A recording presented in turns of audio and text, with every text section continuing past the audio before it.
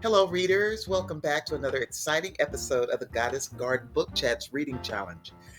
I'm your host, 11 Goddess, and I'm thrilled to have you here for a second book in our GGBC Reading Challenge. 28 books, 28 days, and we're at book number 2. But before we dive in, please don't forget to like and subscribe and hit that notification bell so you never miss an episode of our bookish adventures. I appreciate you being here and the time that you give to these amazing stories and enjoying the show. I want to thank each and every one of you.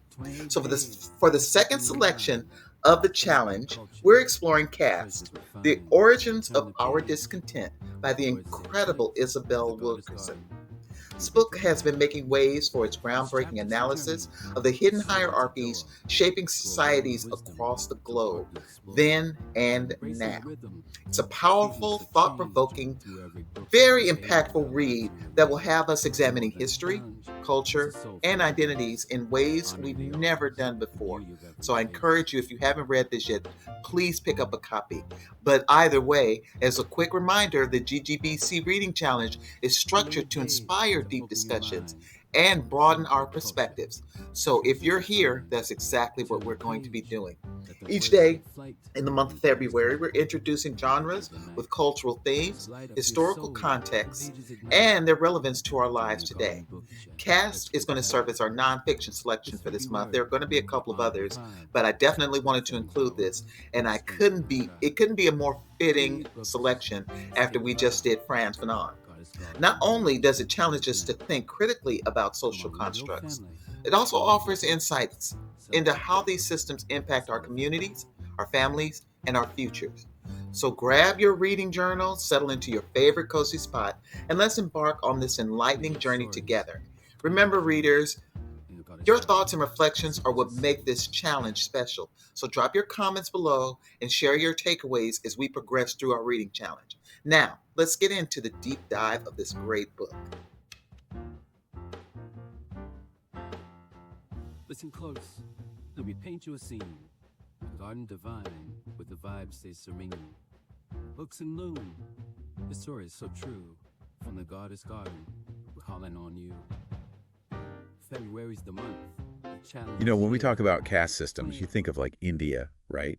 Or maybe ancient Rome. But today, we're going deep on how this whole caste thing played out right here in America. Right here. And we're focusing on this huge event, the Great Migration, 6 million African Americans moving from the South to the North and the West. Yeah, between 1916 and 1970. It wasn't just like people moving, Yeah. It was a response to like deep oppression, this whole American caste system that was like, almost like what Wilkerson talks about with India or even Nazi Germany.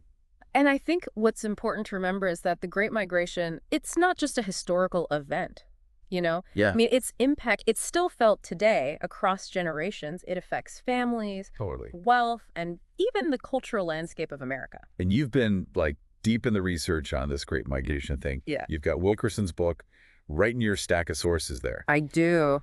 So let's unpack it. How does this caste system connect to the Great Migration? What was it about the Jim Crow South that made millions of people just say, I'm out of here, I'm going north?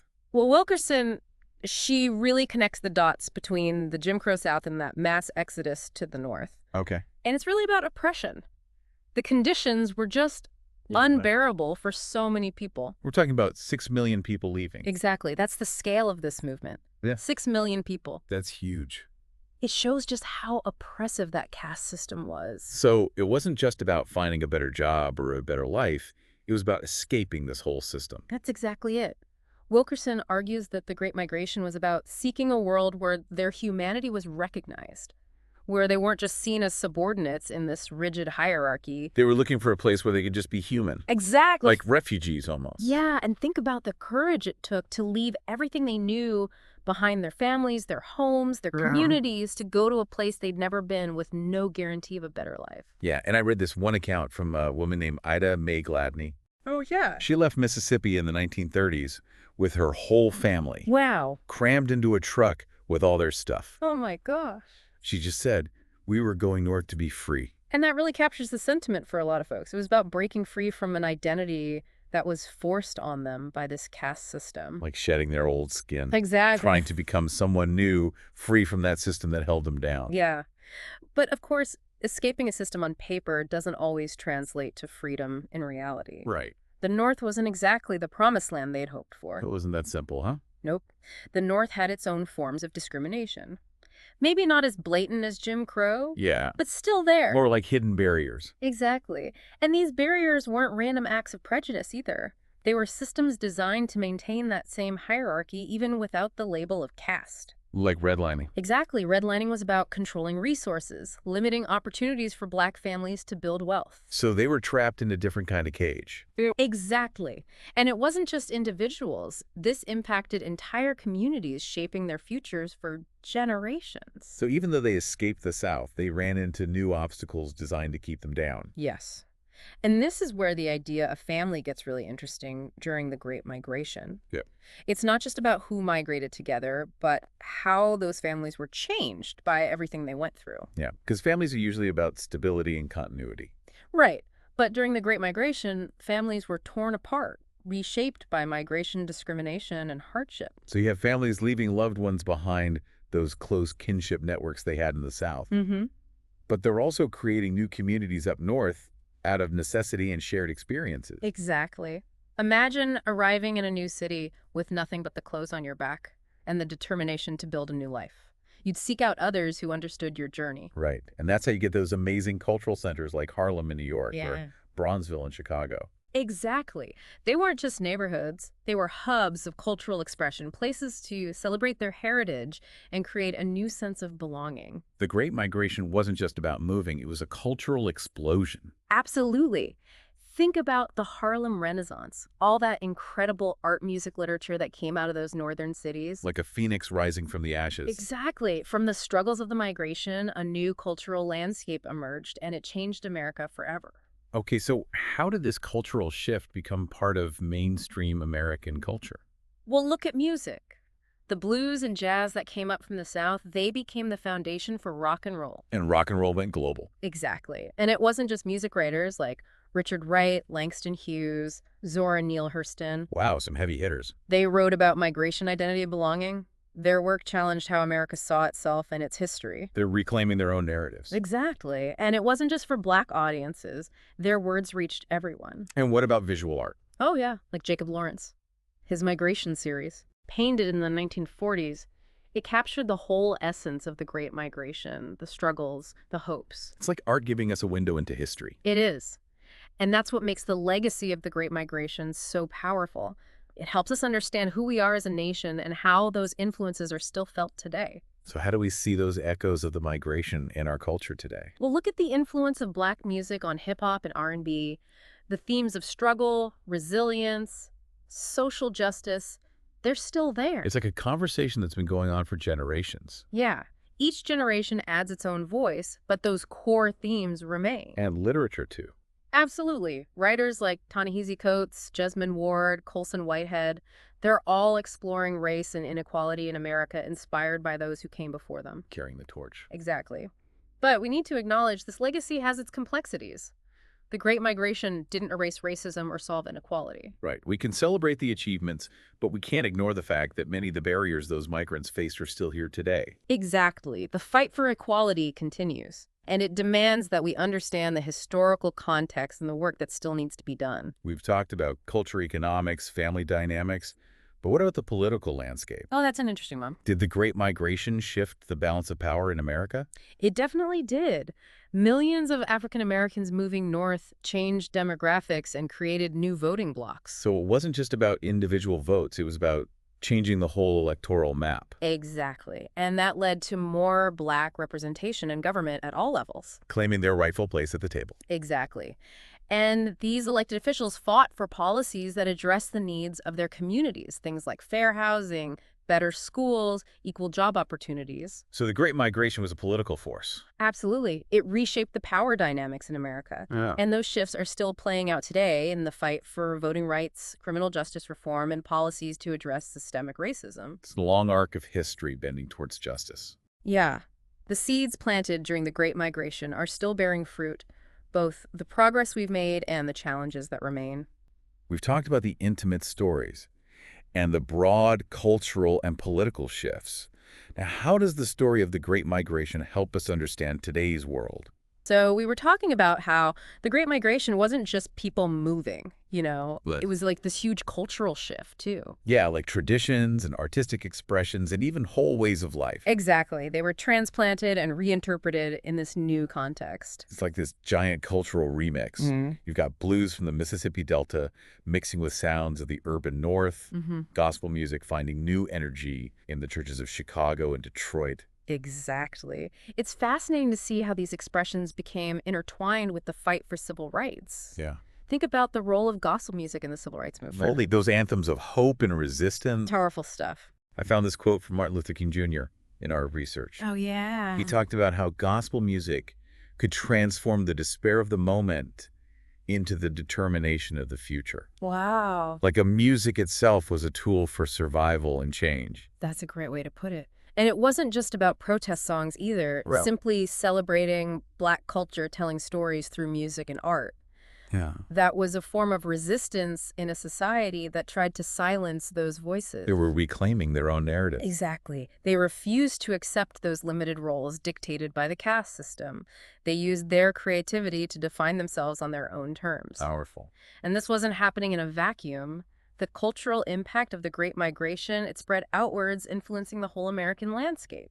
So give me some concrete examples of how these cultural shifts from the Great Migration became part of mainstream American culture. Okay, well, just think about popular music. The blues and jazz that migrated north, Yeah. they became the foundation for rock and roll. Wow. And then rock and roll became this global phenomenon. Yeah. Exactly. It's crazy to think that those roots from the Mississippi Delta, from those juke joints and front porches, Yeah. they traveled all the way to concert halls and stadiums around the world. It's amazing, right? And it wasn't just music either. Think about writers like Richard Wright, Langston Hughes, Zora Neale Hurston. Wow. Their works often explored themes of migration identity and the search for belonging. Yeah. They became literary giants. Their words captured the complexities of Black life in America, challenging stereotypes, demanding recognition of their humanity. They weren't just writing for Black audiences, though, right? No, they were reaching a much wider audience, helping to change how America understood itself. And its history. Exactly.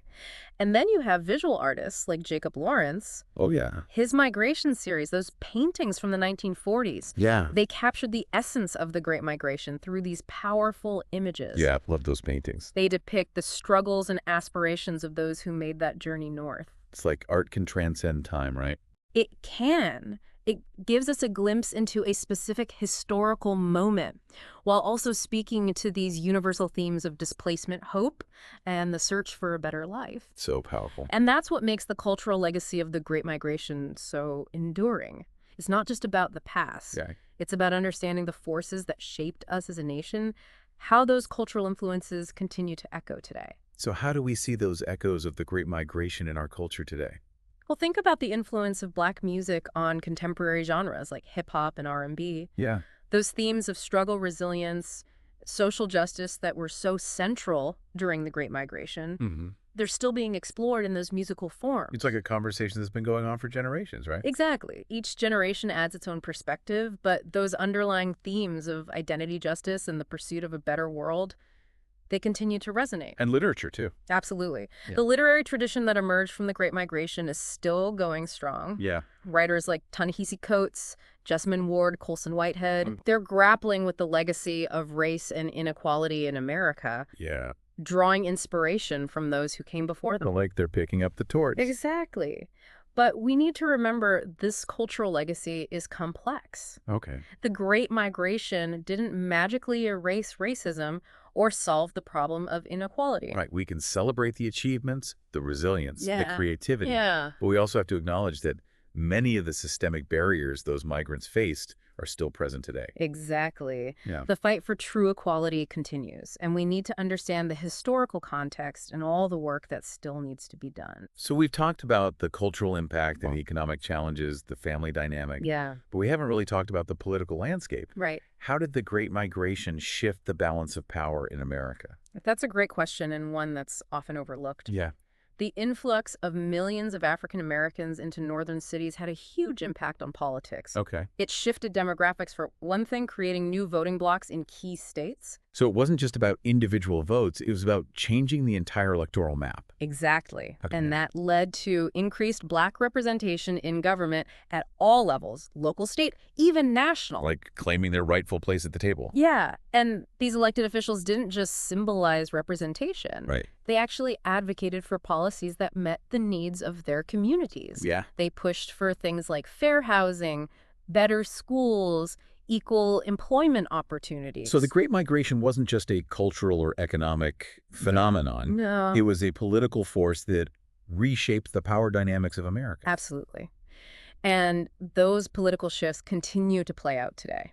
The legacy of the Great Migration is evident in the ongoing fight for voting rights. Yeah. The struggle for criminal justice reform and the demand for policies that address systemic racism and inequality. Like a ripple effect from the past. Exactly. It's this long arc of history with both the progress we've made and the challenges that remain. Okay, so as we wrap up this part of our deep dive, we've covered a lot from those personal stories of the migrants to the broad cultural and political shifts that transformed America. Yeah. So now, how does understanding the Great Migration help us navigate the complexities of the world today? Okay, so we've been deep diving into this Great Migration, right? This incredible movement that really changed America. But as we wrap up, I'm thinking about how this history connects to what we're dealing with today.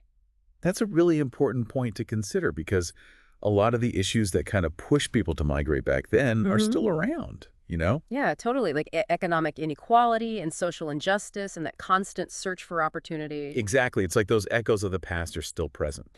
It's like we see it everywhere, right? In the fight for voting rights, affordable housing, and even those persistent racial disparities. Mm-hmm. In education, healthcare, the criminal justice system. Yeah, it's everywhere. And in one of the articles you shared, it talked about redlining. Oh, yeah. And how it was huge during the Great Migration, but still impacts communities today. It's crazy to think that decisions made decades ago. Right. We're still shaping the economic realities of families and neighborhoods. It's like mind-blowing. It shows how history isn't just something we read about. It's a force that shapes our present. Yeah, it's alive. And it's like, if we really want to tackle these issues, we got to understand that historical context. Absolutely. So how do we apply the lessons of the Great Migration to these challenges? Right. It can feel overwhelming sometimes, like these systems are so huge. I hear you. It's complex, but I think the Great Migration gives us some clues. Okay. First, it shows the power of collective action. Millions of people coming together wanting a better future. Yeah. And that movement forced America to face its own injustices.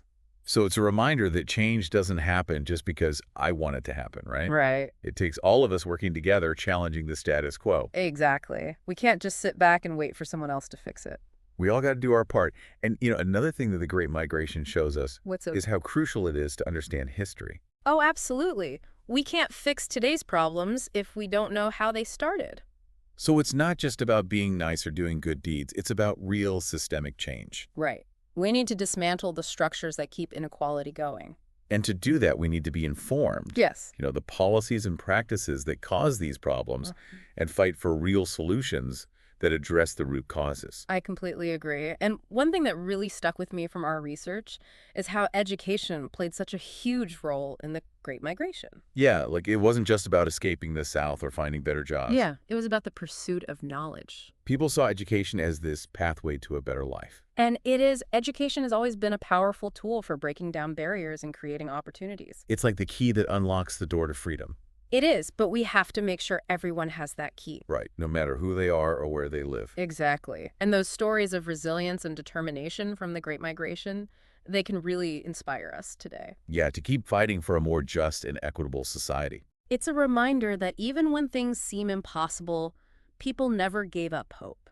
They kept pushing for a better future. They organized, they built communities, they kept the faith. It's like they're passing the torch to us, saying, keep going. It is, and we need to be informed, engaged, and committed to creating a world where everyone can thrive. Love that. We've covered so much in this deep dive. We have. From the history of the Great Migration to its impact on our culture, our politics, even how we see ourselves as a nation. It's been quite a journey. And I hope our listeners are walking away with a deeper understanding of this crucial moment in American history. You too. But More importantly, I hope it inspires everyone to keep learning, keep questioning, keep pushing for that better tomorrow. Thanks for joining us on this deep dive. Listen close. Let me paint you a scene. A garden divine, with the vibe stays serene. Books and loom. The story is so true. From the Goddess Garden, we're calling on you. February's the month. The challenge is here. 28 books, 28 days. It's time to persevere.